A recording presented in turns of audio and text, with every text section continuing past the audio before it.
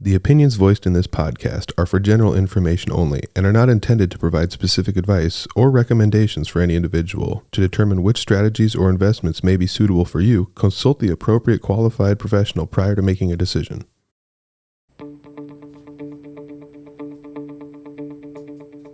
Welcome to How to Money with Cole and Cole. I'm Cole. And I'm Cole. We coach people every day on their money and how to plan for the future. As financial advisors, we're here to have an honest conversation on investing, retirement, and everything in between. At Full Swing Financial Planning, we're here to empower you to take control of your plan, your way, for your financial future. So let's talk money. And sports. Welcome back to How to Money with Cole and Cole. I'm your host, Bailey Ashbrook, and I'm going to tee this up by saying we are in full swing of summer, and I got both Coles here. Did you like that? Full swing, I Tee get it up, yeah, full I've swing heard of that. summer. Good job. Yeah, you guys said tee it up, so here we are. What's up, Yeah, guys? what's going on? Hey, we haven't had a Cubs breakdown. Give it real quick. 'cause Yeah, you've Cubs are in first place. They're playing well. Just took 2 of 3 from the Yankees before the All-Star break. They're on All-Star break right now, so they're in first place. And if they get out of first place, they'd be in a wild card. So right now, playoffs are on the horizon. Hopefully, Good time to be a Cubs fan. yeah, they're pretty good. Baseball's hot right now. You guys got state baseball this weekend. Yep. State baseball. Cole and I just found out this morning we're in the same location in Des Moines, so we're in Grimes. So Good luck. So we get to watch each other's teams a little bit. Are you guys ready for baseball to wrap up this summer? I am, yeah. I like watching the teams, but at It's the a same lot. time, the whole weekend thing is. I wish it was just one day during the weekend, but it's Saturday and Sunday. Especially and state, State is Saturday, Sunday, Monday. Yeah. So, and there's supposed to be some inclement weather, so it might be. Which is a bummer. Yeah, we've been getting a lot of rain. Rain. Yes, My the- grass is just flush as it's ever been probably for July 15th, which is It does happens to look be nice. Kale's birthday today. Oh, yeah, you got a Happy 9-year-old. birthday, Kale. Yep, 9 years old today. Your oldest is 9. What does that mean to you? That's wild. We were talking. He's into this time thing of like, oh, that's 4 hours and 17 minutes from now, like doing the math. Oh, fun. And we were talking. He was born at like 12:30. Would be on July in a storm actually. That we were on emergency power at the hospital. Oh, and so I was geez. telling him we were sitting there eating supper like 8:30. He's like, that's 4 hours and 17 minutes from now or Oh, something. my you gosh. know, Where like- was he born? Here in Fort Dodge. Was it Fort Yep. Dodge? That's Yep. what I thought. Okay. So, Nice. Well, WNBA, still hot. If anyone was wondering, the All-Star Weekend games this weekend. Clark's a leader, captain of the team, and she did a little swap coach. It was a little dramatic, but it was fun. She gotta did be a a little little- what? So like they picked their rosters, like they rostered back and forth, and at the very end, she's like, I don't know if this allowed because she doesn't like is this the for other the coach. All Star? Yeah, okay. she goes, we're doing a coach swap, and I was like, dang. But anyways, it's just It's hard to. I would say the WNBA is at a tougher time because like even a us, weird like we're time not season. watching any. Like that's why baseball probably struggles with viewership sometimes, but they're on a lot at night. But it's like Yes. we're not watching any TV right now because we're not in the house till like 9 Summer. o'clock. So it's like Yeah. you shower and you go to bed and you're like don't Dog even days get sport. of No, summer, yeah, no yep. sports on because it's 8:30, 9 o'clock. It's still daylight out, so yeah, it is tough for the odd. viewers. Got to be tough for the viewership for them. But Well, viewership's up if you were wondering. I know it's so- got to be. Oh, I'm Well, sure it's got to be. Riddle me this. It was like a Thursday last week, and they had a game at like 1:20 in I the saw that afternoon. too. I was like, what is you know going what's on? crazy? I don't understand it, and I'm not going to pretend. But the logistics of the games are terrible. Like some teams play like 7 away games. They play back to back. Like everyone talks about how terrible the scheduling is of the WNBA. It makes It's probably going to get better though with Yes. the expansion Yes, of teams, right? exactly. It'll get more where they'll have Yes. like they're playing these 4 teams in this Yes. area, and then versus now the Yes. teams are so spaced out because there's not that many. So, so yeah. And we got to give a shout out to Eddie Doyle in our office. He won the Fort Dodge golf tournament this weekend. Yep. The regional golf tournament Yep. that you play at Lakeside and back Country to Club. back, good for him. Both Coles are in there as well. He beat me by 3. Yeah. Well, I'm down the list quite a bit, so I just like low expectations for me. So baseball is taking over your life. All right. Well, today we're going to talk about 5 financial lies we tell ourselves and how we can turn them into truths to change our life. So I think it's interesting when you hear the word lie. I don't really think like you're necessarily lying to yourself. You're just identifying that way. Does that make sense? Like, so we'll go through it, but I just want to make sure we don't think people are lying. it's we that don't concept assume- of like we hear this quite a bit. Like, oh, Yes. I'm a we're pretty frugal, but then you start going through their budget. I'm like, Yes. Our definitions of frugal are different. Yes. That's that happens. So kind of this where you're like, you maybe think you're one thing, but when you look under the hood, you're like, really, are you this? We took this article from Michelle Singletary, an author at the Washington Post, the 5 financial lies people should stop telling themselves. Obviously, like these guys said, we don't think everyone's doing this or everyone's telling themselves, but it's just a common thing that we see. And we just thought it was a good article, and we thought we'd go through it because we don't know how many of you guys actually looked at the article or saw it, but we thought it was very interesting. Yeah, let's get into it right away, because this is by far the one I think I hear the most, and that is the most impactful on people on financial journeys. So lie, or we should just say how you're identifying with money is what I want to say is, I don't know why I am always broke. So we're starting with number 5. Just in case you look up the article, we're starting with number 5 because we think it's the most relevant. But I hear this from people pretty frequently when we actually sit down and talk about finances. They get to the end of the month and their account balances or their checking account, they don't have anything left and they don't think they can invest. So this is something where we're hearing pretty frequently. And we want to, try to help people to get out of this thinking that they're always broke and thinking that there's never enough money. Well, and I always hear this a lot. I make a lot of money. I make decent money, but I just don't know where it goes, or it's gone. Or I just think people don't realize they're not alone in that. Like, most people aren't tracking their money and don't know where it's going. So I just think, I don't know why I'm always broke. It's really like, you do know. And maybe you're not even broke, but you do know where it's going. You're just not looking at it. There's probably there's some avoidance there, right? Right. It's like, you're just out of sight, out of mind, right? You're like, you're not maybe saving the way you want to do, but you're also like, hey, I enjoy these things. I want to do this stuff. I want, we live in a life of abundance. Yes. Well, it's a lot easier saying I don't know than facing like your internal shame about where your money is actually going. Like, I'm spending this amount of money on this on this. And this is a very common thing. If this is something that you think about yourself, this is not something that you're alone with. One thing that I've done recently with our family is just tracking our expenses. If you track them and put them into categories, you'll actually see where the money goes, and then you should know what should be in your bank account at the end of the month, and what your net income is. And that's something that I also think people don't start with is take your net income. If you make $80,000 a year, you actually don't bring home $80,000 a year. We all know this, right? But a lot of people will say, I make $80,000. Well, you actually only bring home probably $55,000 of that because you got taxes, you got healthcare, you got 401k contribution, all things come out before you actually get your money. So start with your net income, what actually comes into your bank account, and then start doing your expenses. Yeah, and I think what's important to focus on with this lie is the behavior behind it, right? The psychology behind it. Because when you just keep saying, I'm not good with money. Or I don't know I'm bad with money. I'm bad with money. I hear this a lot. I don't understand money. I personally hear this a lot from women. I just don't understand the market. I don't understand investing. Well, if you keep using those phrases and avoiding it, the avoidance of not understanding, it's not that you can't understand it and you aren't bad with money. You just aren't taking the time. You're just avoiding it. And I think it's this confirmation bias of, if we see ourselves bad with money, we're just going to keep looking for proof that reinforces that instead of creating new patterns. So our goal of this lie is, how do we create new patterns? So instead of saying, I'm not good with money, or I'm broke and I don't know why, is we want you to say, I know where my money is going and I know where it works and my priorities. These are my habits, because this is a habit-based lie, right? Just like Cole's saying, sitting down, looking at the numbers. Yeah, and to reiterate, like you're not alone. 64% of Americans live paycheck to paycheck.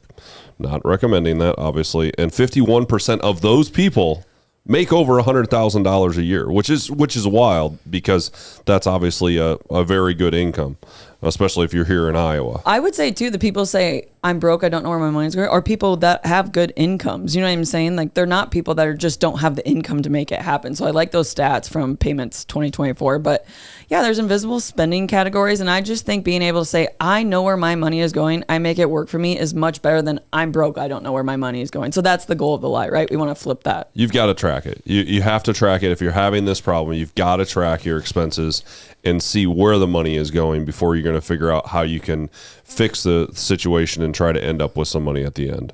So a real shift that you can do, think of, hey, let's apply an action to this. If you find yourself in this category or within this lie, do a 30-day, 60-day, or 90-day money audit. So download 2 to 3 months worth of bank statements, into an Excel spreadsheet and color code them. Green can be needs, yellow is the wants, and red might be, hey, that's the extra DoorDash or the 6 Cole's calling himself out. He's coffees, the 6 coffees a week or whatever it might be that we get at Starbucks, right? Go through, do that exercise, and at least, hey, if you do one thing, you at least educated yourself of, hey, wow, or you might be like, holy crap, I'm spending that much, in the red area. That's like, I can really clean that up. And what this does is now you can't say, I don't know why I'm broke, right?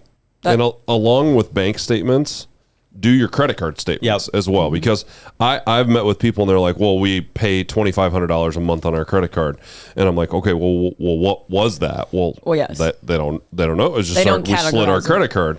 Well, you've got to go into your credit card statement and actually break down where you're spending that money, because just to pay $2,500 a month to Discover doesn't mean that is a legitimate expense. You should see where all that money is going. Yep. So we're trying to not identify as people. Lie number 1, I'm broke. I don't know where it's going, right? We're going to learn where it's going, and we know what to do with money. It's teachable. So let's get into lie number 2, or I should say how you identify. I don't want people to think we think they're lying, but I think it's just, again, a self-avoidant mechanism.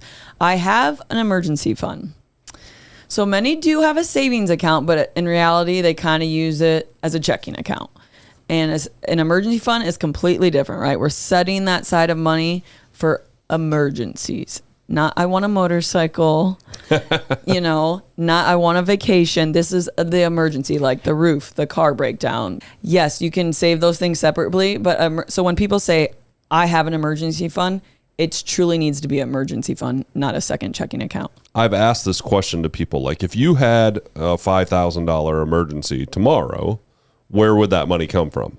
Because it can't come from your Roth IRA. It can't come from your investments if we don't want to sell those and create capital gains. You've got to have this separate fund that Bailey's talking about to be able to come up with that $5,000, $20,000. And then also another thing that people don't think about is, what if you did not have your income coming in 2 weeks from now? What if you got fired? What if someone got hurt and you can't work? What are we going to fall back on? Because if you're 40 and you're making $100,000 a year and you happen to lose your job, typically it's hard to find another $100,000 a year job 2 weeks later. You're going to probably have some time off in between there. So it's something that you have to be able to fall back on, and you shouldn't necessarily make it your investment account. So is it a safety net or a snack fund? Right? Yeah, that's like, is that like you're moving around? It's one that's like, no, this is my worst case scenario, 3 months, 6 months worth of income or expenses that are parked aside that we're not touching. That is for the exact scenario that if I lost my job and I need 3 months of figuring out what I'm going to do,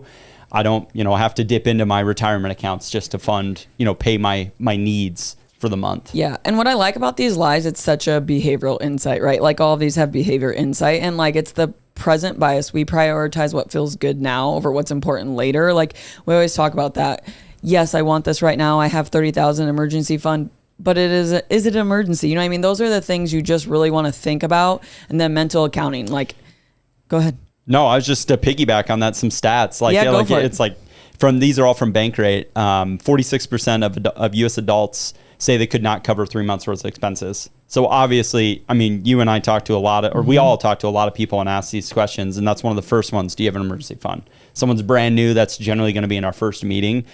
46% of people in the U.S. That's wild to me. That is a lot. 1 in 4 have zero in emergency savings. So kind of piggybacks, the stats kind of contradict each other a little bit there. And then 36% have 36% have more credit card debt than savings. Ooh, that hurts. Yeah. That is like that. That's the credit card is the emergency fund, which again, we don't. That's why we want to keep it separate. And I truly believe the people who have the emergency fund, like I'll just personally give you my vulnerability on this and myself like story on it.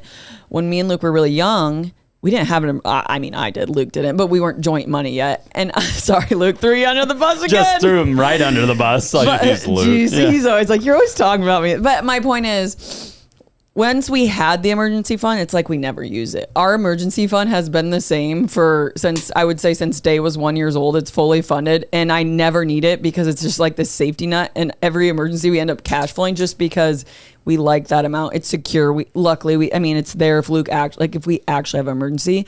Where I feel like it's when people don't have it, when you don't have that secure abundance, is when you actually need it. Like, I kind of have 3 set up for my personal banking. I have my everyday checking, right? That pays our bills or mortgage, whatever it is. Then I have an emergency savings. That's just like you were describing. It's just kind of sitting there. And then I have kind of that snack savings. That's like, hey, say we spend a little bit too much money, or, credit card bill was higher because we went on vacation. That kind of comes out of that, and say I don't have enough in the checking account at that time.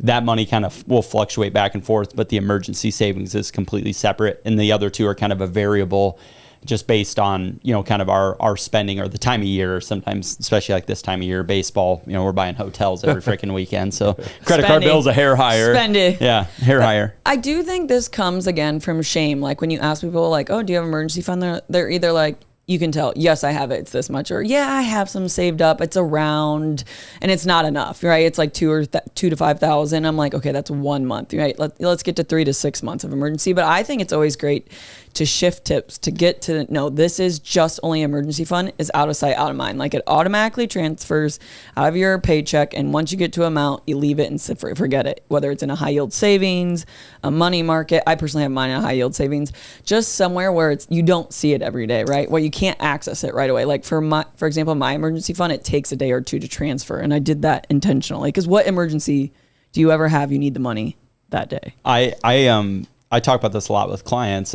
We have a higher yielding money market account that we can use within brokerage accounts in our platform. And I actually talk about that a little bit for clients of saying, hey, sometimes it's nice to have that second layer of friction, and you might second guess sometimes of spending that money. So I'm an advocate, like, hey, if you feel like you struggle with maybe savings of money, let's use, the higher yielding money market through us. So then you have to make a phone call to distribute the money out. And it takes 24 hours. Yeah, we have to have a transaction. So it's like, I do find that it creates sometimes a little bit more discipline, or there's at least they know there's going to be some accountability there of like, hey, we're going to maybe ask, is everything okay? Yes. And they'll have to explain the situation. Or it's like, no, I'm just putting more money. I'm buying a new car. I'm trading a new car in. So I need $7,000 from my emergency savings. That's for emergencies, not for that new car. Which would take us to the next point. Define what an emergency is and keep that money set aside. And this money is set for emergencies. Especially if you have a family, right? I think if you're an individual, you can just like Luke, before you guys, had kids, things like it's more common, right? Because you're like, well,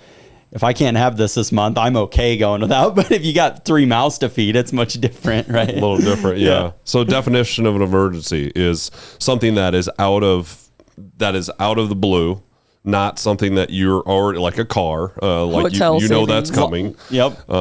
An emergency would be, a health scare of some sort, emergency room, accident. Loss of job. Yeah, loss of job, something that you're not expecting. If you are expecting to go on vacation to Aruba for $10,000, that's not part of the emergency. That is not an emergency. That is not a part of your emergency fund. And let's change that lie to I have an emergency fund to my emergency fund is separated, funded, and for only emergencies only. I said only twice, but I wanted to emphasize only for emergencies. Only for emergencies. Only. Which kind of, let's get into lie 3, because Cole, you were kind of getting into this with the first one, and this will kind of teeter in. Lie number 3, which I think this is probably the easiest one for people to say. I manage my spending better with a credit card. Do you really? I'm asking that. Bailey? I know you don't do that. So credit cards, I use credit cards. Yes, okay? we're not. I'm not anti-credit card or anything like that. I think I find people that slide that credit card and they don't know where that money goes all the time. They are sliding, then all of a sudden at the end of the month they get a $2,000 bill and then they can't pay it. So and it compounds when you got 2, right? Yes. A husband and wife going, both doing the same thing. And you're like, oh, holy buckets. Right. So if you are struggling to pay your credit cards off every month, or you're struggling to save, one of those 2 things, the best thing to do is track your spending through your credit card. If you're still struggling with that, is to not use credit cards. Use cash. use a debit card so it comes out of your account. So you have to have the money available. You have to have the money available. So a lot of people see it as like kind of like you're borrowing that money from the credit card company and I'm going to pay it back, right? Well, that's exactly what you're doing. But if you don't pay it back, there's 22, 25, 27% interest, depending on what, where you're at with that credit card company. So you don't want to get to a cycle where you're not paying that off every month. And if you're having trouble doing that, you need not use credit cards as much. Well, just to add some stats to that, the average credit card interest rate right now is 22.77%.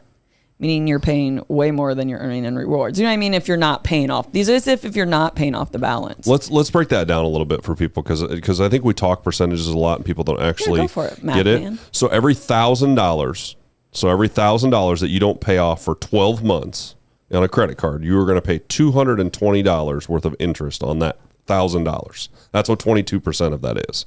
So now you turned a $1,000 problem into a $1,220 problem. Yep.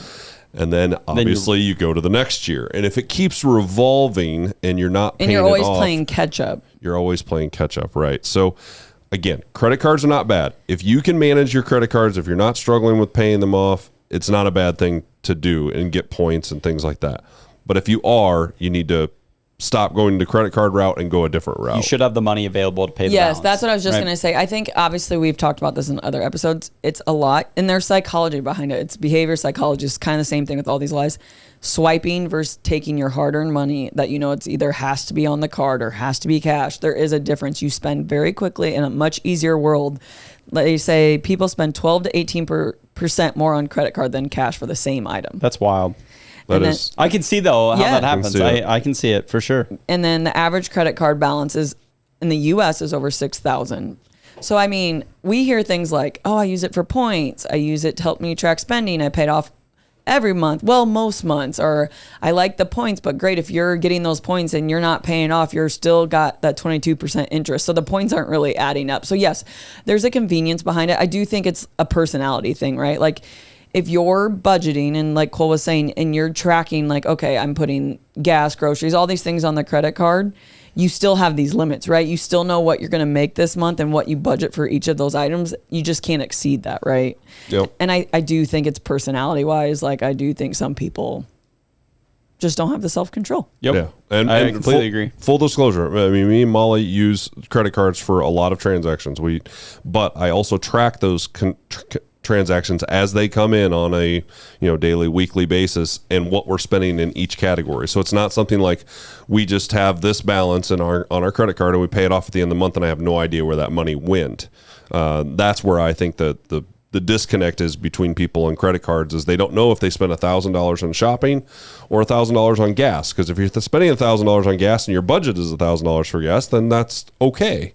But if you're spending $1,000 on shopping and your shopping budget's only $250 per month, you overspent. I think a simple rule to follow here is if you can't click the button that says pay statement balance, and you feel comfortable with that, you probably should be either very limited on your credit card use if that concerns you, right? When you set up your online account and it's like, hey, how do you want to make your payment?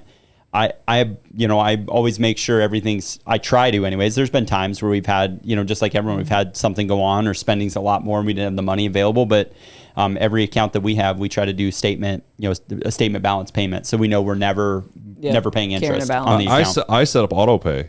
So we generally get paid on the 1st and the 15th of every month. Again, we're disclosing, doesn't really matter. No, it's not going to matter to people, but I just set up auto pay for one of those days for us, and then it's paid. Like I've looked at the balance. I know what it is. I know what the payment's coming out. Sometimes the payment sucks. I'm right. Like, I was going to say, do you want me to throw Luke under the bus again in this conversation? No, don't be easy on Luke. I was joking. This is very different. I think this is me and Luke don't use credit cards. We just never have. We did when we were younger, and I was like, ooh, this is a little dangerous. And I don't know. I'm not against them. For us personally, it's just easier for me. I'm like, I can't spend money. I can't spend it. I don't have it. So it's like an easy tool for me where I'm not like, oh, I can pay it futuristically. I'm just like, oh, when I have the money, I'll pay for it. So there's a lot of ways to do it. That's a lot of ways to do it. Yes. Yep. So we're going to replace this lie with I manage my spending with a credit card with I use credit cards as a payment tool, not a spending excuse, and I stay inside a written budget. And that's what you were saying. It's still a part of the budget. It's got to be a part of the budget. It can't just be this loose thing out there that you're just going to pay off. This podcast is produced by Spin Market and Digital. Located in Fort Dodge, Iowa, Spin Market's highly skilled team can help you increase your market by updating your website, improving SEO, designing advertisements, and producing podcasts that will grab the attention of your market. Contact Spin Market today for all your digital marketing needs at digitalagent@spinmarket.com or call us at 515-302-8026. And to learn more, visit our website at www.spinmarket.com. That's digitalagent@spinmarket.com or 515-302-8026. Or visit our website at www.spinmarket.com. Let's do a little dollars and cents. Dollar bills, y'all. 10 things you should know about millionaires. So this was a piece I got sent, like a marketing piece from Hartford Funds. And I was like, oh, this is interesting. Let's make a great dollars and cents segment. So I'm not going to give all 10, but I went through and cherry picked 3 that I thought were quite interesting after talking to the group. So the first one I'm going to talk about is the inherited wealth myth. Born rich, think again. 79% of people, according to this article, did not inherit a dime. So that means they built their wealth through discipline, saving, smart investing, running a business, whatever it might be. Isn't that crazy? Because I think most people think, oh, must be nice, born into money. Yep. I think that's like, you guys got to agree. Most people think people are millionaires because they inherited. I think it's a very misconception. I mean, I think about the clients that I have that are millionaires, but most of them didn't inherit any money. And if they did, it was very small. Very small. Like 50,000. And that's not how they became millionaires. Yeah, they were already millionaires when they maybe inherited some money. But I think about that. Yeah, most people that just put their head down, they're business owners, they're saving, they're going to be millionaires. Mm-hmm. Number 2 that I thought was quite interesting. It can pay to think small. That was the headline. 15% of small business owners in the U.S. are millionaires. Oh, I love that. So think of, tech entrepreneurs, doctors, tax, like CPA firms, investment firms, those type of things. We know, I would say like, blue collar businesses like, electrical companies, plumbing businesses. There's plenty in our small network. So you don't have to be a, big, huge business to be considered a millionaire. You don't have to be a flashy. Yep. There's a lot of quiet millionaires. I think most millionaires are silent. Yep. Yeah. That's usually one of their greatest characteristics is they're not out flaunting their money because they're saving it and they're investing into their business or they're investing into investments. All right, the last one. $1 million isn't what it used to be. Ooh, dun dun dun. Yeah, so back in the 80s, $1 million meant, private jets, champagne, dreams. That's what it says in this. I was like, oh, that's funny. But thanks to inflation, you'd need $3 million today to equal what $1 million was in 1985. So if you had $1 million in 1985 and you fast forward today, you need $3 million. So that's just that inflation. That's why we talk about inflation a ton in accordance to someone's retirement plan. And that's the exact thing. I was like, when I'm talking to someone that's maybe much older than me, I'm like, what was a gallon of milk or something? They're like, that was like a quarter, or I'm like, what? Or like what eggs? They only got eggs. And so you think of someone that was 60 back in 1985. Now they're 100. Mm-hmm. Obviously, that $1 million that they maybe saved up till 60 needs to be $3 million now. So they had to keep it invested if they wanted to obviously have the same spending or maintain those funds. Right? Yeah. I think it's interesting. It kind of ties into this article is because like a millionaire, I think most people who are a millionaire, I think we see the extreme rich, right? Like the top athletes, the Kardashians, and we think, okay, that's unattainable. And that's just such like 1% or such a small percentage of wealthy. We're talking about your average wealthy millionaire. And I think that's important. Like they identify, like they actually have a budget. They actually have, like their statistics actually have emergency fund. They're tracking everything. They're the ordinary especially Joe. The ones that they're created, the ordinary Joe. Especially that 79% that created their wealth, right? They're the ones, they have some good habits there that they've obviously compounded into for a lot of years. Because they probably had years where they made $40,000, $30,000. I mean, that you don't start by making $150,000 your first job out of college. It just doesn't happen. Right? I don't want anyone to ever have to file bankruptcy, but I know multiple millionaires in our area that have filed bankruptcy once or twice and that are now worth tens of millions of dollars. So yeah, they flop, a lot of people flop on their face first, right? Or make a lot of big mistakes early on, but they figured out, they educated themselves, or they changed some habits and they changed that trajectory. Like, yeah, it can't be done overnight, but it can be done, no matter what the circumstances. Well, and I just, again, back to this too, is like the inheritance. Like, I do think that's people's way to being like, well, I'll just never be good with money, or I'll never be wealthy because my parents aren't going to leave me anything. And that's just not the case for the average. Got to create your own way. Yeah, which I think you enjoy it more, which we've talked about. So good stats nerd. Thank you. Let's do it. 2 more lies. You ready? 2 more. Let's roll. This one's, you actually don't lie about it. You're pretty blunt about it, so I can't pick on you. But number 4, and you don't eat out that much. I don't eat out that much. We hear that a lot. Yeah, it's one of those things. I think we're in I just was saying this convenience world. Yes, off mic is like we're in a very fast paced, like go world, and it is so available. The fastest pace it's ever been. I can DoorDash something quicker to my office and have someone bring it to me rather than me leaving the office, go and get something and come back, and it's about the same cost, and it's just like click of a button, right? And I think this is this takes some planning not to do this, right? Because you do have to plan on bringing your lunch or doing, especially if you have, a job where you don't work at home or whatever it is and you're going out.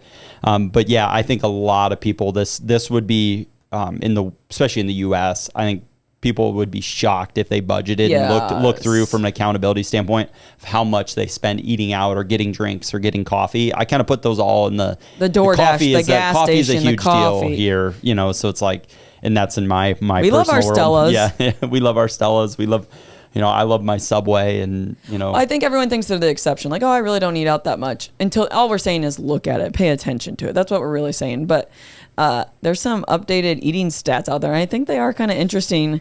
The average American spends $269 a month on restaurants and meals in 2024, including takeout. And this is the Business Apps article. And now, listen to this one: 75% of restaurant traffic is now takeout, including drive-through, pickup, DoorDash. And I think this is a COVID thing. Don't you think? It's gotta be a COVID Isn't thing. it wild though? You go into, let's use like Chipotle now, for example. I love Chipotle, by the way, but good. They all have their own little section. Yes, we can just grab and go. It's so wild. Like, that was never the case, and now every single restaurant, like, they have their little section where it's like, hey, you just run and grab and go. You run and grab it. Don't even got to talk to a human. Like, it's. I think even about when we do Chick-fil-A, we just order on the app, drive through. Oh, where I ordered. Like, it's like so convenient. I feel like that started it started with COVID, or maybe a little bit before that. But I remember Panera Bread having that, like, where you could order and then they had the like shelves that they would set it on, and we it's did that fast paced mentality, right? Like, we're just like always, we want everything really quick and like ahead of time and scheduled. Have you ever showed up for your takeout and it's not ready? You're like, oh my, wait a second, I ordered it 12 minutes ago. Why is it not ready?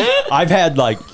I've had moments where I'm like, I am in a hurry, and they're like backed up in the restaurant. I'm like, Jiminy Christmas, you have a problem. That urgency. That happened one time. We're on a trip with our family. Is Molly ordered ahead to this like tropical smoothie that was 20 miles down the road. So, and we showed up and it's not ready. We sit there for like 30 minutes. I'm like, we are never doing this again. Just went in and ordered. I could have walked in and cooked it by now and made it myself. And I was like, that was ridiculous. Oh my gosh. Okay, let's see where you guys fall on these. 47% of adults order takeout at least once a week. I'm Yes or no? there. Yes. We out once a week. I'm probably not that. I'm probably on the lower end. Among Gen Z and millennials, that jumps to 60%. These youngins were millennials. That's you guys.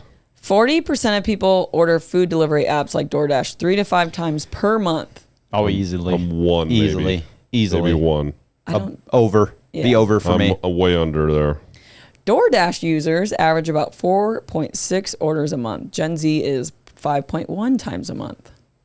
I'm over. I'm under. Ooh, this is interesting. Okay, restaurant inflation has surged 49.3% over the last decade, which we just talked about. And this isn't like a shame thing. I think people think when we talk about like, oh, I can never eat out, then no, we're just saying how much money are you spending there, and is that align with your budget, your values, what you want to spend money on. Again, more people that are struggling with their budget. If they're not, if they're those people that we talked about in lie number 1, we're always broke. Well, take a look at this. Yep. Yes. They kind of compound on each other, right? Exactly. Yep. Take a look at this, and then what are you doing with this? You're probably putting it on a credit card, right? And then are you paying it off? Yes. And do you know how much is actually going towards the fast food? They actually, these are all related, but they're all different at the same time. And like Cole, you said it kind of earlier off mic, it's seasonal, right? Like some months it's just easier to, I'm going to budget. We're on the move right now. Yeah, so I am going to allocate this much more to dining out because we are busier, we're traveling or whatever. And then these other months we're not going to, it's just, again, aligning. It's just knowing, right? We're just not avoiding how much we're spending on it. So the truth is I know exactly how much I'm spending on eating out and I treat it like a real expense, not an add-on. I just want to know I'm not alone on this. We're talking about food. Is there anything worse than like spending, like you're like, oh, I'm going to cook this nice meal for your kids eat nothing of it. You're like, and then it gets wasted. Oh, I'm like, oh my gosh, little brat. Or it's not that good. You cook it. This is not that good. Yeah, because I don't spend the time to do that very often. So if I like his thing, I'm like, man, I should have just door dashed. But a home cooked meal is so good. I love it. With Molly cooks mostly for our family, and Molly's a really good cook, and they eat all the leftovers. Like my boys are now 15 and 11; they'll eat leftovers. And your kids, as your kids get older too, they're eating. They get a little less better picky. eating. Yeah, she's went to making, instead of one tray of lasagna, she'll make 2 9x13s of lasagna, and then we have leftovers for a week. So that sounds good. Lasagna sounds good right now. It changes, but yeah. Getting hungry. No, I'm just kidding. We have the little kids. We're still in that like. They're not very good with leftovers. Cam's just like, cheese stick is all I want, a cheese stick. He just wants a cheese stick all the time. Say it again. How's he say it? Cheese stick, Dad. Cheese stick. He'll be in bed and he'll yell across the house, Dad, can I have a cheese stick? Like in bed. I'm like, Jiminy Christmas. What are we doing? Just sidebar. I just love it because you have chill 9-year-old Kale today, and then Camden's just going to be your. It's just going to be different parenting. Wild. He's in the neighborhood. He thinks he knows everyone in the neighborhood. So like we'll be riding the bike and be like, hi, Mark. Like just yell like to everyone that's walking. He's got a lot of energy. He's yelling everyone's name. I'm like, that's not his name, bud. So I love Canners. All right, what's the final one? Final lie. No, I'm just kidding. The final lie. And I think for sure this is another one where you're like, no, you don't. But you just, you're kind of telling yourself you do because you alleviate the problem. Number 5, I have a budget. Yeah, most people. Do you see how most people will like. They think they have a budget, or they kind of know what they make like, and what they spend. I kind of do this. I make this. We have $1,000 left over, but ultimately, if you fall in any of these lies, right, you probably need to dig pretty deep into this or double click into the budget category of saying, hey, let's resolve a lot of lies. Let's educate ourselves on what we're actually doing, or do you really have a budget? And maybe you're a person that's using, a budgeting tool or something, then you probably do. But this is one, again, kind of going back to that like shame thing of a lot of people want to have a budget. Yeah. But they're like, I'm not doing some of the things I should be doing, or I'm spending too. I know that. If you make the budget, then you got to change some things. Yep. Right. And change is hard. But awareness is the first step, right? This is like anything. Like I think having at least going through some type of budget exercise is the first step to like, hey, the next, what should I solve, or what can I knock off the list first that maybe helps that budget more, or having the conversation with your significant other. I think that's a good piece. You've been kind of redoing your budget and going after it. Let me ask you this, because I truly believe this when I talk to people. I think most people think a budget's restricting their spending, but really I feel like it's so freeing. It's completely freeing. That's my question. It's not that I've been redoing our budget. I've been tracking our expenses just to see what we're spending in each category and make sure that budgeting. Yeah, it's from month to month. Like I just want to see where money is going, and then what I think is helped me with doing this is I see that number at the end of the month, like the net cash flow that is either positive or negative, and now I know how much more I can invest or less I can invest, and I'm kind of going to geek out on this thing because I'm going to probably do this like year over year, and I'll know July of last year we overspent, so we're not going to be able to invest as much. Just wait till you get a kid off the payroll, then you're like, whew, we got some excess cash flow. No, wait till they need to start contributing to the travel fund. If you want to eat out, you need to put $100 in from your hard-earned money, David and Joseph. Yeah, right. You're waste from there, right? That's, So I'm just wasting kidding. your breath there, but No, but I do think it's Yeah. freeing, and I think this stat's important. 74% say they budget. So 74% of people say they budget, but real tracking, like they're really doing it, is only 32 to 46% according to NerdWallet in 2023. You have to put in a little bit of time, but I'm telling you, 10 minutes a day. Yeah. It really is 10 minutes my day in the morning that I look through all our statements. And some days it's more, like if I come after a weekend or I've been gone or whatever, it takes maybe 20 minutes, whatever. But 10 minutes a day, you can put in, in a spreadsheet, Google Sheets, whatever you want to use. It really, or a budget, one of these budgeting tools, it really is not that hard if you start. I think the problem is starting for people. Completely Is they're overwhelmed by it. But if you just start small, start on August 1st, your money comes in, money goes out, and just start. Where's it going? Yeah. And I think most people want to be responsible with their money. Like I truly, If you had a choice, right? Yeah, people do want to be responsible and enjoy it more. And I think so we just say we're budgeters. Like if you're asked, like, oh yeah, I kind of have a budget. Like I can tell when we're sitting with clients, like, hey, do you have a budget? They're like, yeah. And but they don't ever have it. And then there's the one that's like, yeah, I have a budget, boom, lays it down. Or they know, like, they know, I spend, yes. Here's exactly what my mortgage is. Here's what this is. They've seen the numbers like over and over and over. And they're like, oh, here's what we have for fixed debt expenses. Yes. It's this, right? They know right away. Yes. So I think the lie is I have a budget, but I'm not really doing it. And we want to replace it with the truth. I write down where my money is going every month and compare it to my goals. And that's how you're going to kind of clean up this emergency fund lie, the credit card lie. Cole's going to stop lying to himself about DoorDash. No, I'm just kidding, but it is funny. Every time the DoorDash comes to work, Chelsea? It's under my wife's name. So yeah. Oh, that's like, funny. oh, that's me. That's me. I'm always downstairs. Yeah, So all the girls know. They're like, that. yep, it's us. And it's. And I know It's it is funny. funny. He's like, yep. Anyways, I think this article is good because again, I think a lot of people who are saying these phrases that might be fibbing, lying, trying to identify, like if you've ever read Atomic Habits, how you identify yourself as who you are, right? So we want to identify as someone that is good with money, that is doing a budget, that is monitoring their credit card and all those things. And then I think it just really becomes easy, like you're saying, like you just feel much more confident. It becomes easier the farther that you go down the line. And we're making fun of Cole about his DoorDash, but also I think Cole has a tracking. He's been tracking it and he knows what they spend. And it also comes down to what you can afford. And I'm not saying this again that Cole's Absolutely. like ultra wealthy or anything. I'm saying like he's got a number in his mind every month that like, hey, we probably shouldn't go over this number. Or if we do, it's generally Chelsea and I are having a conversation. Right. It's like, Right. hey, because we Talk have about where we're like, hey, we're not. this is getting a little. We gotta calm this down a We're little bit. stretching our boundaries a little bit on what we're spending. You say this all the time, Cole Jasky. Relative. What's relative to you? Yep. Because Cole Jasky's budget, my budget, and Cole Pete, we all make, you know what I mean? It looks different. We're living different. We have different income, like everything. And that's okay. There's no shame behind that. Where Cole does 4 to 6 DoorDash a month, but I do. I wish 1 it was to 2. only that many. No, I'm just kidding. I'm just joking. But I do one plane ride. So Yeah. we spend our money differently, but you just have to track where it's going. Well, that's what I'm saying. Don't pay attention to what other people are doing. No, because everyone's life is not going to be lived the same. Yeah. So these aren't just lies. They block you, right, from success. But we want to name the lie, shift them, and start by living the truth. And I think once you stop avoiding it, you can really build financial peace. So What's your biggest expense in your budget, Bailey? I'm just curious. Like, I just thinking about, like, I know you don't do like DoorDash and that. we eat out. I mean, a little bit. Luke eats out. But you don't travel a whole. I'm just curious. Like, what is your biggest expense for your family? And if you don't want to share, That's okay. I always have like a needs miscellaneous cushion, and the miscellaneous cushion is like just stuff I've wanted to buy and just don't until I have the money. So it's like miscellaneous cushion is probably by far, but like. We have a vitamin budget that we spend quite a bit on supplements and stuff like that. And yeah, definitely the miscellaneous cushion, because the cushion's like, okay, here's this amount of money if you want something this month that you haven't bought. This is what it's for. Or you save it to the next month and you can take your trip to Arizona or whatnot. Yes, exactly. And if we don't spend it, it carries over. Goes in your travel budget or something. Ours would definitely be food, groceries by See, far. That's grocery, our biggest. groceries, that's our biggest like groceries just for normal sure, expense. like a normal one. Some I was type of thinking eating. outside the groceries for sure. Outside of business expenses, Yes. obviously, And investing. Ours is definitely grocery.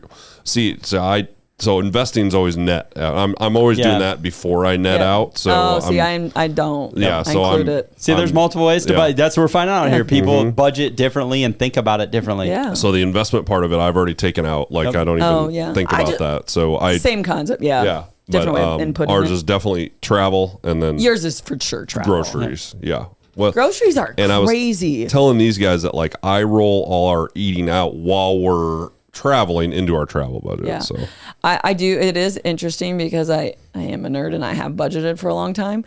I do go back sometimes to see what we were spending on groceries, like because my app has 2020. I mean, I think it started in 2020. I don't know. I'd have to go back, but I'm like, dang. I remember this one. My mortgage was like $800 when too. Chelsea and I like, first lived together. Like what we netted. Yeah. I'm like. How did we saved more? I'm like, I was always thinking, I'm like, how did I mean, just to see the evolution of spending and what we'll spend, like what a credit card bill now is once you have kids and go someplace, like the what evolution. It was then. I'm like, that's why I think it's so important not to compare yourself, because not that me and Luke weren't good with money, but when we had Damick, when we got pregnant, it was a big surprise and we weren't doing money together. It's just, and I tell Luke how cool, in days 8, I'm like, how cool it is how much our life's changed in 8 years just from starting a budget. Yep. Like that is such a key advice to all kids this. have a way of making you grow up, don't they? They do. Yeah. I literally tell them, yes, that's exactly what I it went is. through the same exact thing. Yeah, so. Yeah. They make you better, you know? Make you more responsible. I agree. Or they should. Don't forget to follow us on all of the social media platforms. Please share, like the podcast. Subscribe. Yeah, we want to grow. We want to grow the following and get as much education out there. So email us a lie that you're working on this month, right? So share this with a friend who swears they're good with money but refuses to budget. Yeah, I think it'd be good. Share it with someone who you're like, yeah, they say that all the time, but are you really? I kind of, you kind of feel when people, whether it's money, relationship, life, you kind of feel if they're just saying it to avoid it or if they're saying it and they truly mean it. So yeah, it just means you care. So, all right. I really think a champion is defined not by their wins, but how they recover when they fall. Serena Williams. Go Cubs. You've been listening to How to Money with Cole and Cole, the podcast of Full Swing Financial Planning. To learn more, visit their website at www.fullswingfinancial.com and follow them on Facebook and LinkedIn. For now, I'm Cole. I'm Bailey. And I'm Cole. And we'll see you on the greens. 4. Security and advisory services offered through LPL Financial, a registered investment advisor, member FINRA SIPC.